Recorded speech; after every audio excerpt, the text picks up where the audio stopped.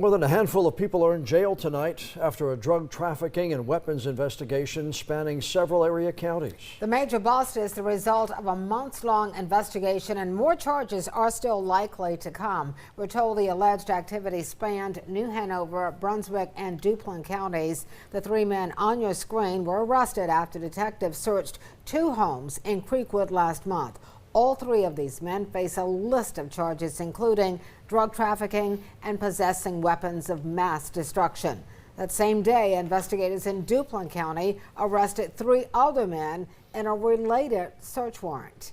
Between all of the searches, investigations say they seized more than 600 grams of fentanyl, 30 grams of oxycodone, more than 132 grams of crack, and 9 guns ranging from handguns to semi-automatic rifles. We're told one of the Duplin County suspects has bonded out, but more charges are expected against him.